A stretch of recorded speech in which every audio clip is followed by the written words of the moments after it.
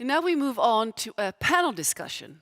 And it's my pleasure to welcome 3 speakers here up on to the panel. Niklas Follin, partner at Setterwalls. Please join me here, Niklas, and take a seat. Give him a warm hand, please. Håkan Sjögren, Managing Director Listings at Nasdaq. Please join me. Håkan. And also David Wendel, CEO at First Venture. Please take a seat. Thank you.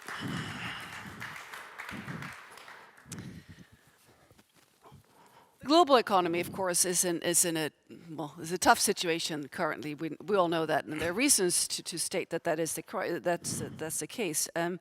So against this backdrop, we're now going to talk about which ones will thrive on the markets that we currently face, the situation, because we have higher interest rates, we have rising energy costs. We're very much aware of this, and we also have, of course, a surging inflation. So. The tech sector that we're focusing on today is, of course, not immune against these global statements that we just had. So we need to continue the investments in the tech companies. That's what we're here. We need to focus on innovation, of course, and green transition, like we've mentioned here many times already, and digitization, of course, that continues to be very important. So.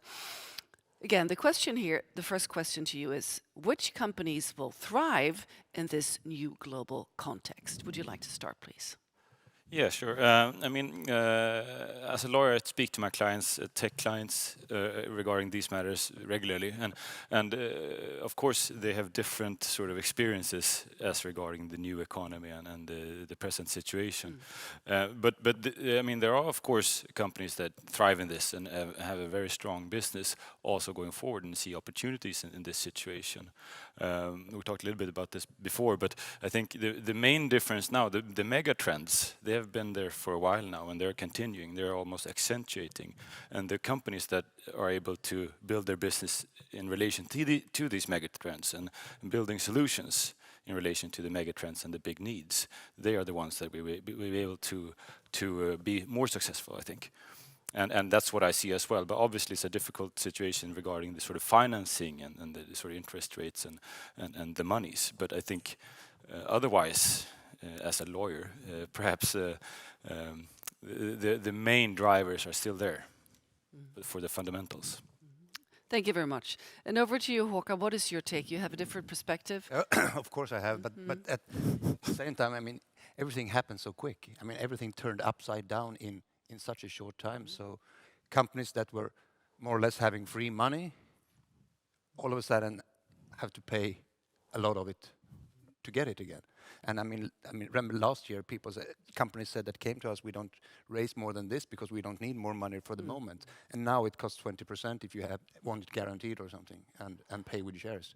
So it's a totally different ball game we are facing right now. And so I think you need to be aware, very alert, listening to what is happening the whole time.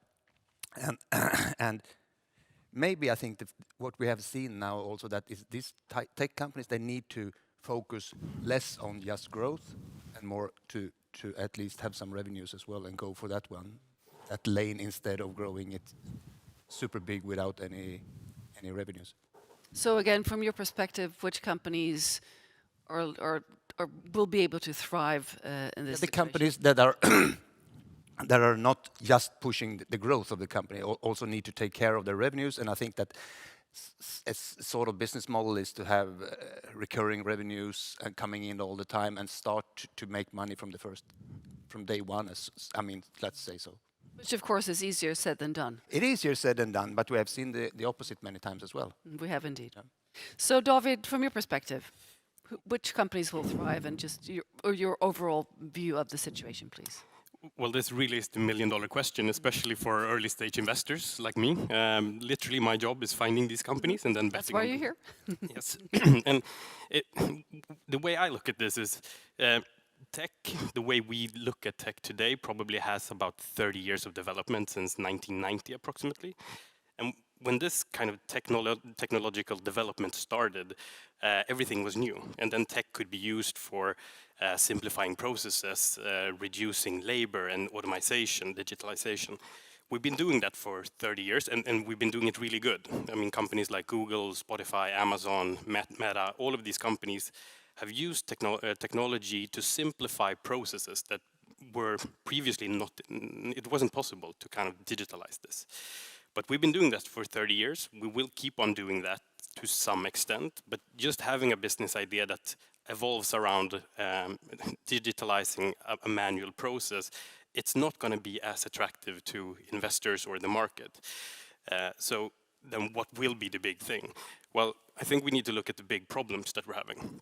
And of course, health is a major one. Physical health is at a historical low. Both, I mean, physical health with diabetes, with obesity, we see life expectancies decreasing for the first time in human history. This is a huge problem. Mental health as well. It's never been as big, and it's never affected children and kids even to the extent it is today. Partly driven because of social media, but a global society kind of drives these forces. And human health, I mean, this is our species. If we can't manage to have a well-functioning species, we're not going to thrive. So that's a huge problem. And obviously the big one, sustainability. We all know why. We all know the targets, carbon neutrality 2050, etc. But from my point of view as an investor, those are the companies that are the most interesting because they can use tech to actually solve these big problems. And the closer we get to 2050, the more funds will go into this, the more need we will have for these products and services. So really I see a big shift. We're in the middle of this right now where tech for the sake of tech has been really great for 30 years. But if you fast forward 30 years, that's not going to be enough. You need something more. And then we're talking about the ESG factors. That's really where tech can do the most good. Well, thank you, Håkan. You're nodding. Would you like to think I'm add happy to hear what you say because I think exactly what you say. I mean, tech for tech's sake has been very good for a while, but I think now it's all these ESG questions coming up to the surface, and the companies need to think about that, whatever they're doing, and if these tech companies can focus on something regarded to this, and also with the health part, I think that's extremely good, and I think that's what the investors want. We do. Yeah, nice to hear. So, business model-wise, what will the business models look like that will succeed in this field? Any of you? I can start. I think before like business model and strategy talk, I think again it boils down to this: what is our mission? What is our purpose? Because strategy and business model, that's just really a roadmap and a plan to the end goal, and whatever that is. And so I think most companies, all tech companies especially, need to have this kind of why are we doing this? And it sounds a bit vague maybe, talking about a purpose and a mission, but again, look at Google.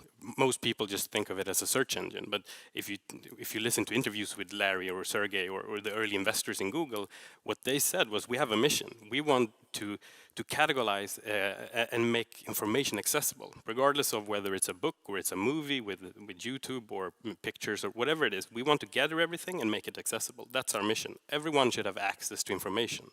And that is a purpose-driven company, and I mean, the result is quite clear. So I think most companies need to start with that. It's very easy to start talking about, okay, so what should the business model be? Should we be pay-per-use? Should we have some sort of subscription? But what's the end goal? Why are you doing this? And why is your customers willing to pay for this at the end? And a lot of the companies that I meet, they have great ideas about the business model and the strategy, but they should really start with the why in this. I think it's a lot of companies are missing it. They have it deep down, but they haven't really vocalized it yet. Thanks for pointing this out. I actually had the pleasure of interviewing the Google chief of sustainability in Sharm el-Sheikh now at COP27, and it's very clear that they're adding the layer of ESG and very specifically, I'd say, reduction of climate gases in their business models and just making it easier for people to navigate in these topics. So this is clearly a filter that's, well, we need this filter to be able to come to a safe place for humanity. So from your perspective, business model-wise, as a lawyer, that's a bit of a different angle. So what is your perspective, please? As a lawyer, I don't really care. Don't really care. Well, that's true. No, but I think the discussions I have with my clients are focusing on what the problems are, and I can see a clear trend that the ones that have customers who are willing to pay for the product or services at an early stage.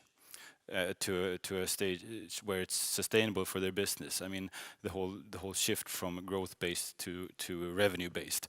I mean, the ones who have nailed that down, they're in a very good position because they're not as dependent on the investment, and they can also show that they're going to be profitable. So I think that's a clear, but that's also kicking in open doors. I think saying that you need paying customers, but it's more of a focus on that now, and the ones who do, they will be able to. I think in this shift. Some die and some will be able to gain from that, and I think those who have that position will be able to build on that. I already see clients who have had a hard time filling vacancies for a number of years, and all of a sudden they have no problems at all because the human resources are out there. There are other instances where the sort of current stress on the situation where my clients see that this creates a lot of opportunities for those who are well positioned for it, and I think that's going to be sort of the strategy going forward. But obviously, I mean, you need paying customers at the end, and the earlier you have that, I think the easier is to build on that, and also perhaps from an investor side, I assume. Yes. Thank you. Would you like to add, Håkan? No, but it's a little bit what I said in the first part, that trying to get revenues as early as possible and not just focusing on growth, I think will be very important.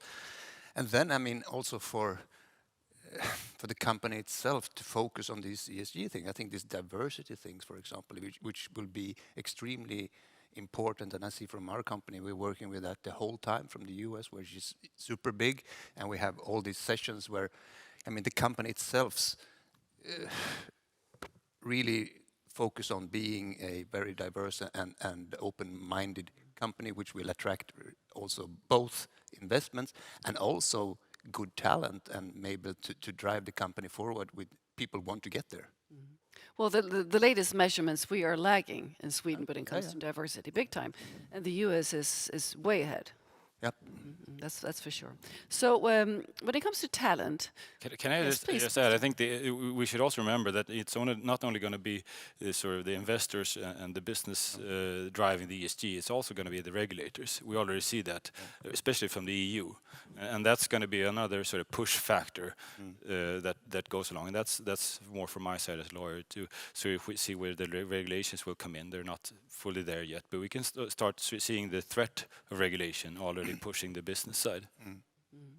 So when it comes to talent, you touched on this before, there is scarcity of talent when it comes to tech in many fields, right? And we also see the lack of engineers, we see the lack of programmers, and there is a big gap in the Swedish Näringsliv's big measurement, the latest one.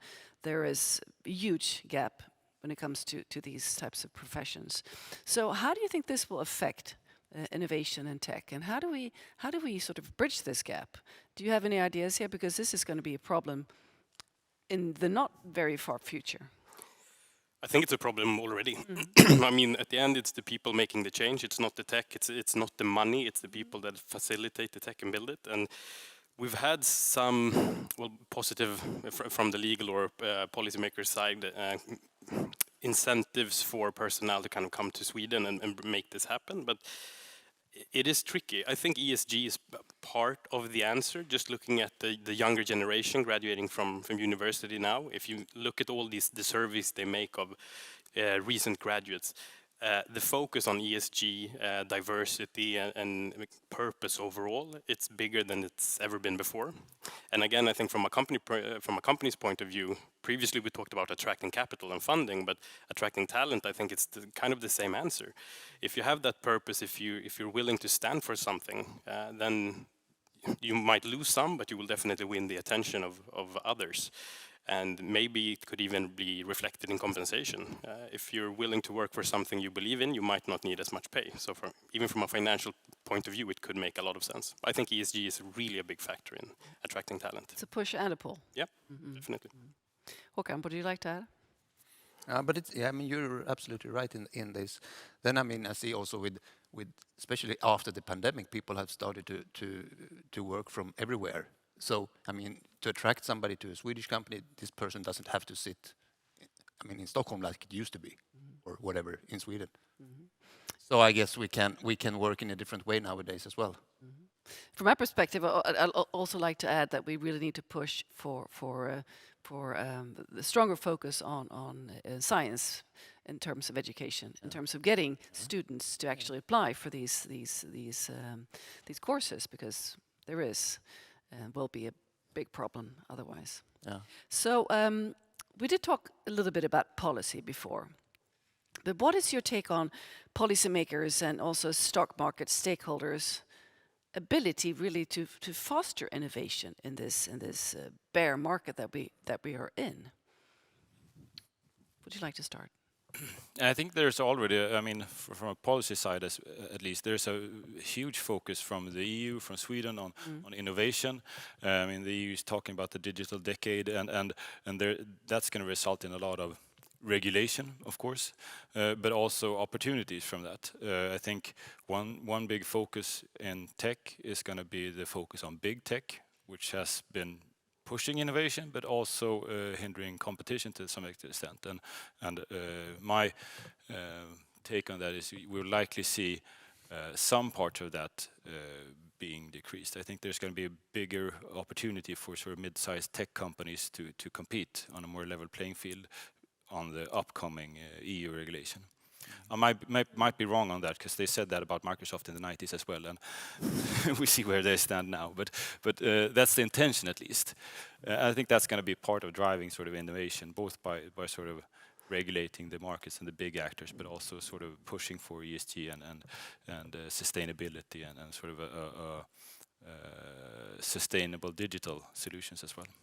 And there is also suggestions of standardization. I'm just looking at the charger perspective that was just going to be in position in place soon. That's just a very strong directive that really transforms the playing field for many actors in the tech field, right? Yeah. Anything else coming up there, you think? I think the big, from my perspective, is going to be data and data management and data standardization, and we're not there yet.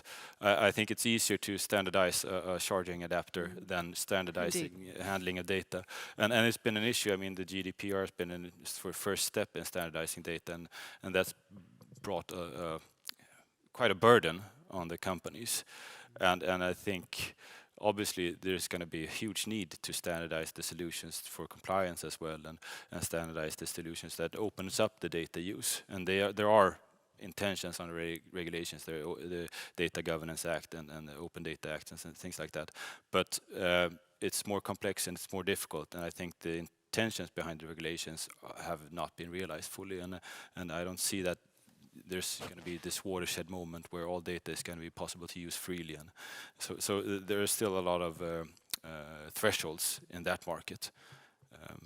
But they're going there. The intentions behind the regulators are there. They want to open up data. They want to create a level playing field for, in the EU at least, for a digital market.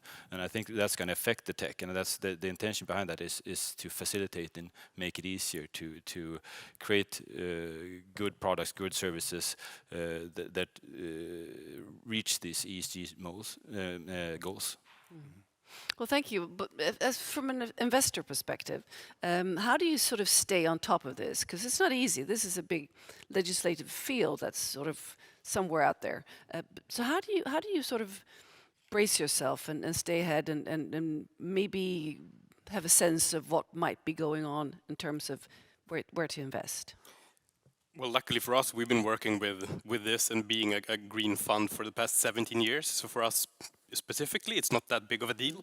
We've been doing this for. So you advise, of course, your customers, your clients in this. Yeah, definitely, and the portfolio companies as well. I mean, it's more. We're working with early stage, so it's everything from pre-revenue to post, of course. But I think it's for the companies. They need us in a lot of different ways. But one is kind of guiding them in this.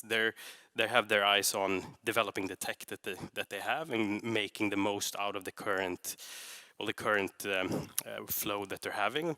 And our job is really to make them understand the whole picture. They're developing this within their own little world, but we live in the same world, all of us, and we need to understand the macro trends and where everything is going, everything from, well, policy making to just general trends. So a lot of our job is helping the companies really lifting their eyes and understanding where everything is heading. And I think to kind of answer the question again, what is investors in general, what is going on and how do you adapt to this new climate? If we look at the numbers for investments in European companies this year, it's if we take Q3 as an example, we saw that it's 40% less than 2021, total investments in European tech companies. And it's the same pattern if you look at Americas or in Asia. So total investments down 40%, which is of course drastic. It's affecting a lot of the technological developments. But on the positive side, if you dig down in the numbers and really search for what is happening here and what is the investors actually doing, sectors like health and sustainability, they see an increased investment volume. But, well, tech for tech's sake, to use that term, they're seeing a drastic change. So investors are already acting on this, partly because of, well, policy making. We have the taxonomy coming and people are preparing for all of this, but I think it's also a change in investors' beliefs. We want to do something good, not only investing for the sake of investing in something that will make us money, but if we can do good and make money at the same time, why not do it? So why do you think this is the case in terms of values being more put where you put your money? Because we must do it.